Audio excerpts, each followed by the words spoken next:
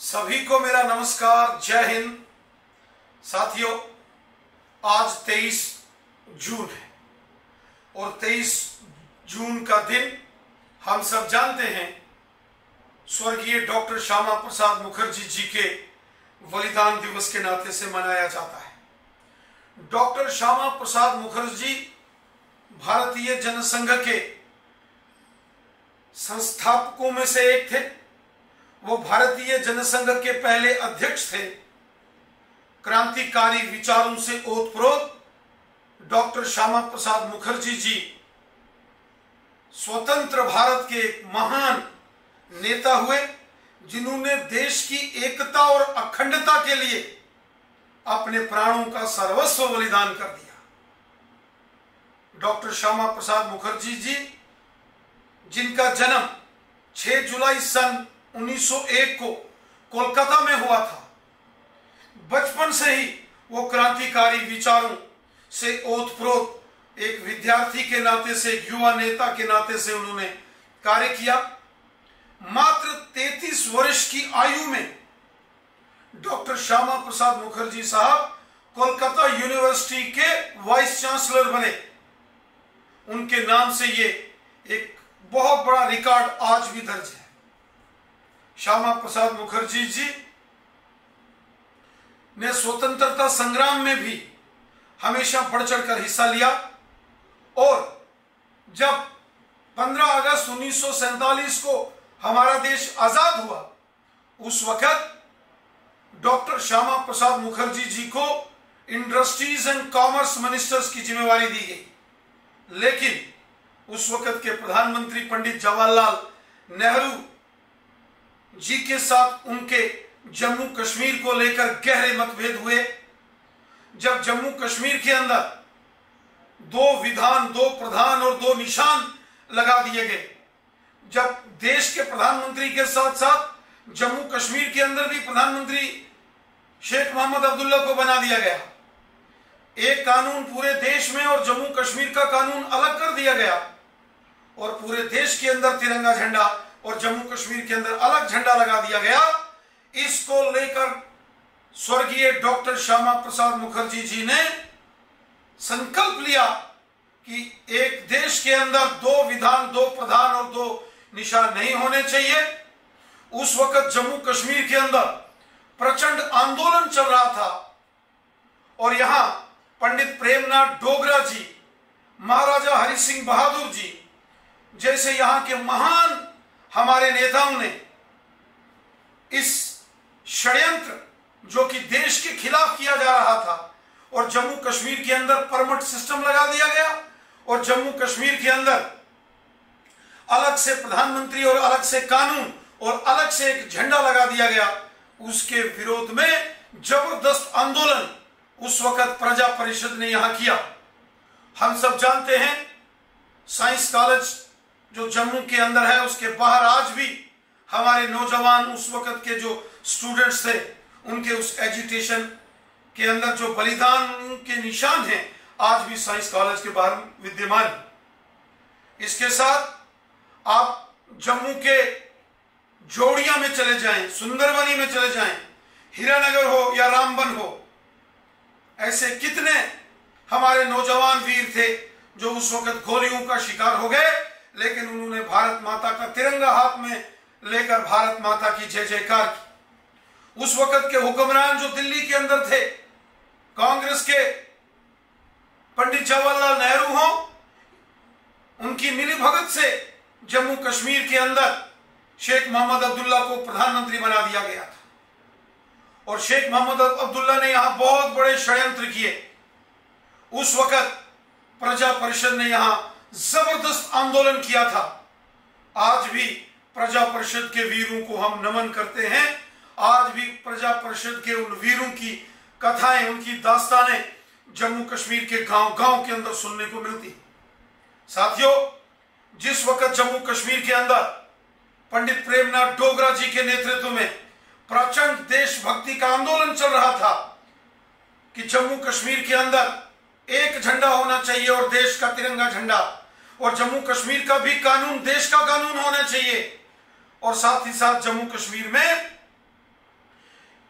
अलग से प्रधानमंत्री नहीं होना चाहिए। देश का प्रधानमंत्री जम्मू कश्मीर का प्रधानमंत्री, देश का कानून जम्मू कश्मीर का कानून, और देश का राष्ट्रीय ध्वज हमारा तिरंगा, जम्मू कश्मीर का झंडा।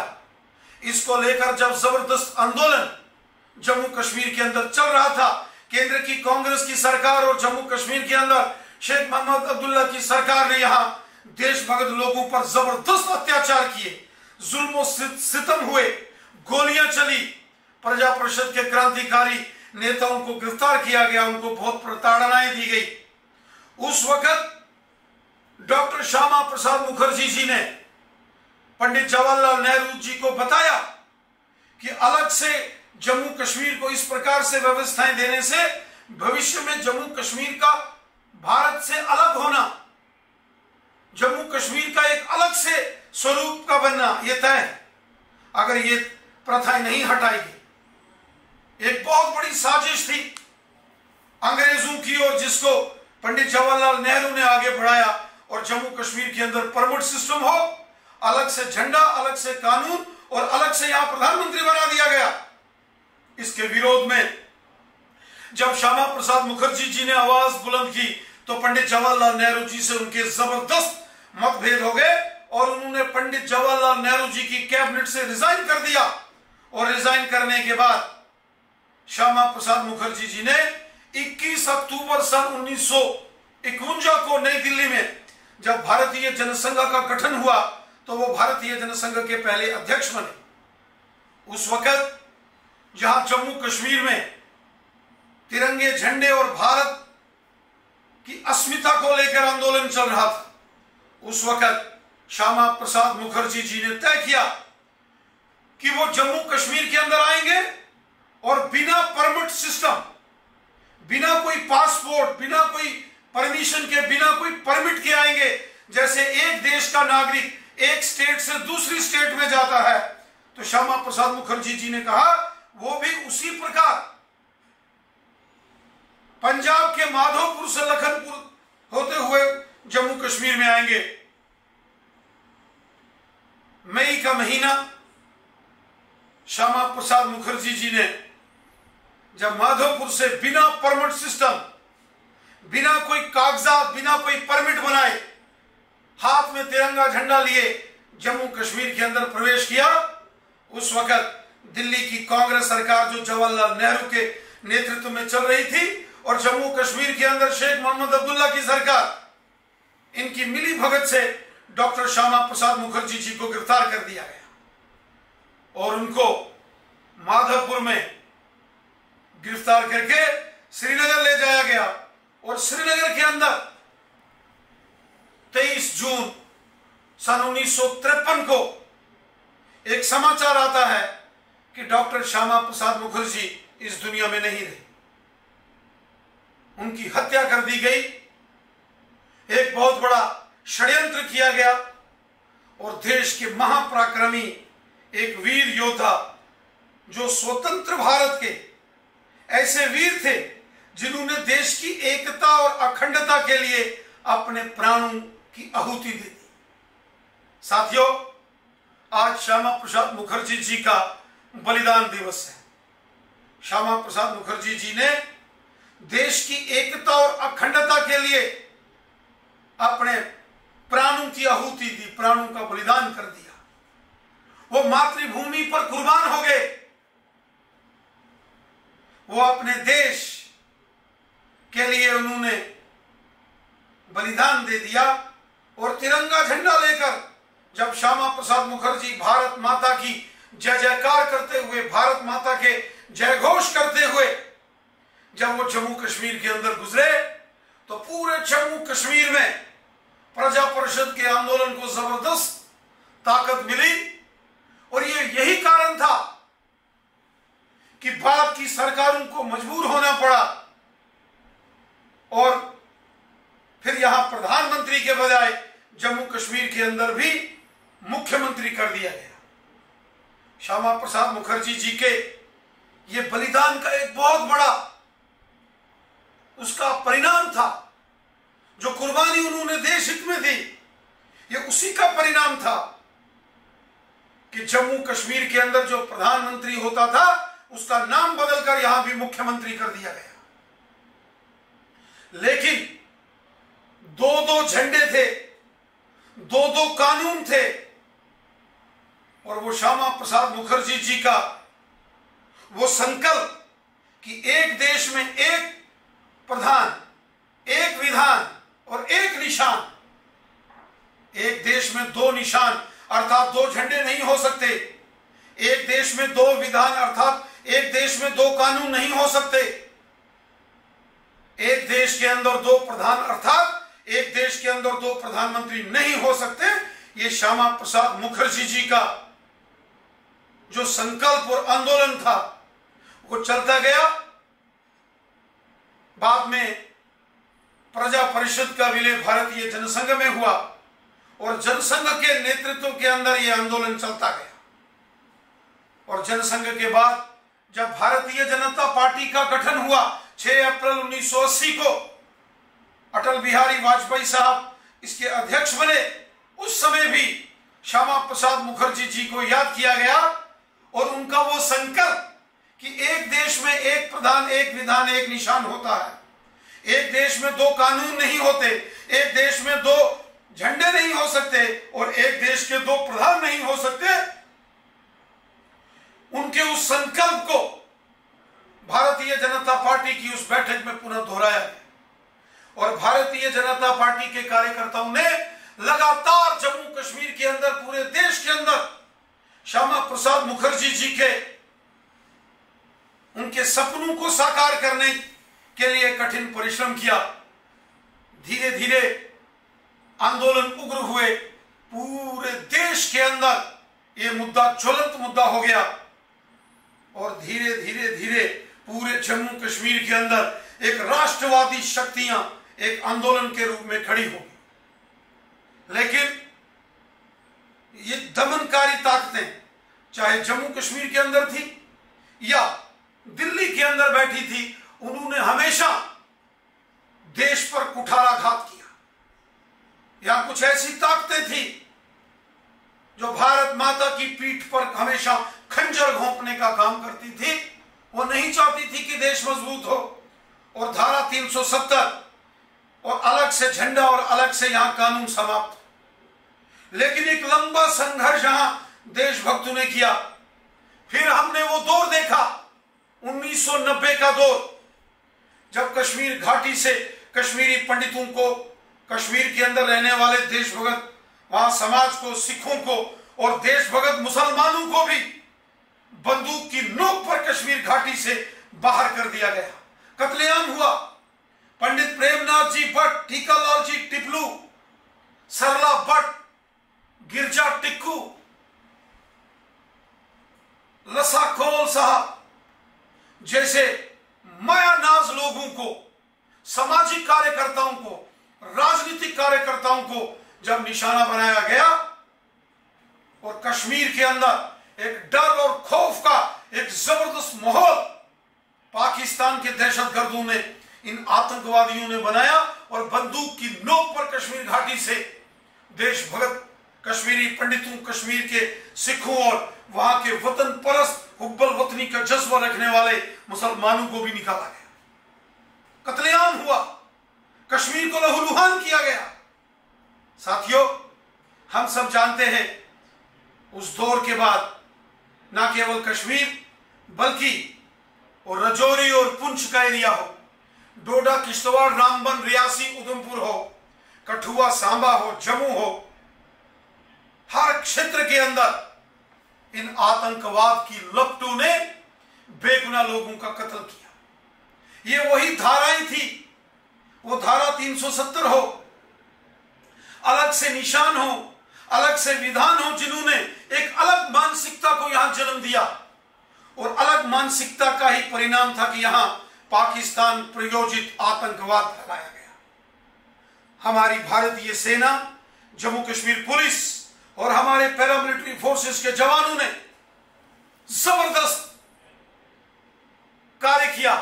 अदम्य साहस, शूरवीरता, पराक्रम के बल पर पाकिस्तान की हर साजिश को हमने विफल किया। साथियों, पाकिस्तान ने हमेशा कोशिश की कि जम्मू कश्मीर को लहूलुहान किया जाए।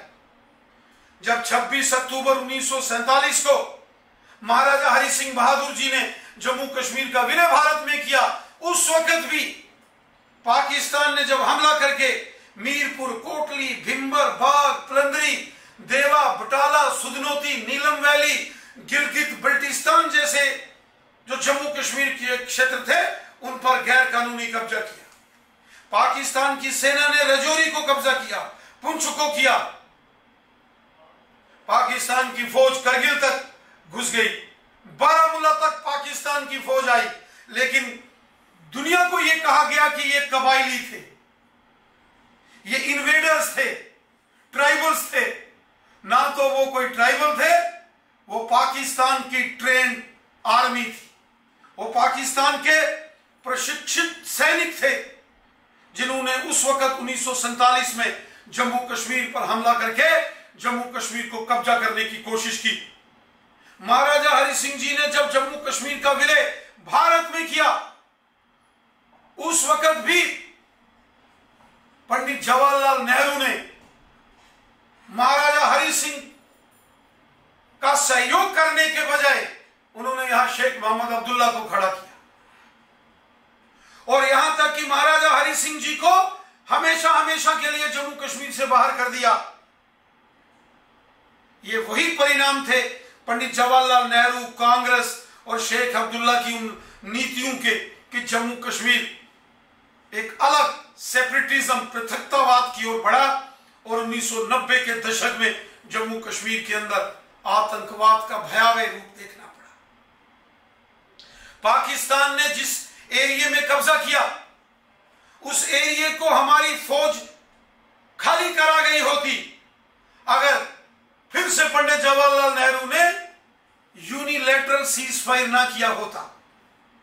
बहुत षड्यंत्र जम्मू कश्मीर के अंदर हुए। जम्मू कश्मीर ने बहुत दुख तकलीफें सही, और उसका कारण कांग्रेस की सरकारें थी। जो दिल्ली के अंदर बैठे हुक्मरान थे, उन्होंने जम्मू कश्मीर के अंदर हमेशा षड्यंत्रकारी नीतियां चलाई। जो नीतियां देश के खिलाफ थी, उन नीतियों को आगे बढ़ाया। जो नेता देश के खिलाफ आवाज बुलंद करते थे, ऐसे नेताओं के ऊपर विश्वास किया गया, और यही कारण था कि जम्मू कश्मीर के अंदर राष्ट्र विरोधी शक्तियों ने सर उठाना शुरू किया। और यही कारण था कि डॉक्टर श्यामा प्रसाद मुखर्जी जी जैसे एक महापुरुष को सरकार के अंदर रहते हुए जो कैबिनेट मिनिस्टर थे, वहां से रिजाइन करके उन्होंने आंदोलन का रास्ता उठाया, और हाथ में तिरंगा झंडा लेकर भारत माता की जय जयकार करते करते वो जम्मू कश्मीर के अंदर आए। और 23 जून सन 1953 को स्वर्गीय श्यामा प्रसाद मुखर्जी जी की हत्या कर दी। साथियों, श्यामा प्रसाद मुखर्जी जी हमारी इस मातृभूमि के लिए शहीद हो गए। तिरंगा झंडा जम्मू कश्मीर में फहराते फहराते उन्होंने अपना बलिदान दे दिया। आज भी श्यामा प्रसाद मुखर्जी जी द्वारा दिया गया उनके जीवन का जो संदेश है, वो प्रत्येक जम्मू कश्मीर वासी के दिल में है, खून में है। और आज भी जम्मू कश्मीर का, देश का हर एक नागरिक श्यामा प्रसाद मुखर्जी जी के उस आह्वान कि ये देश हमारी मातृभूमि है, ये देश हमारी कर्म भूमि है, ये देश हमारी पितृभूमि है, मातृभूमि है, इसको अपने दिल में और खून में बसाए देश हित का कार्य करता है। श्यामा प्रसाद मुखर्जी साहब ने हमें देशभक्ति का पाठ पढ़ाया। श्यामा प्रसाद मुखर्जी साहब ने हमें कहा कि ये देश मिट्टी का टुकड़ा नहीं, ये हमारी मातृभूमि है। जो बाद में स्वर्गीय अटल बिहारी वाजपेयी जी की वो पंक्तियां कि भारत एक जीता जागता राष्ट्र पुरुष है, ये अर्पण की भूमि है, ये तर्पण की भूमि है। हम जिएंगे तो इसके लिए और हम मरेंगे भी तो अपनी इस मातृभूमि के लिए। साथियों, श्यामा प्रसाद मुखर्जी साहब हमारे देश के पूर्वी भाग बंगाल के रहने वाले थे।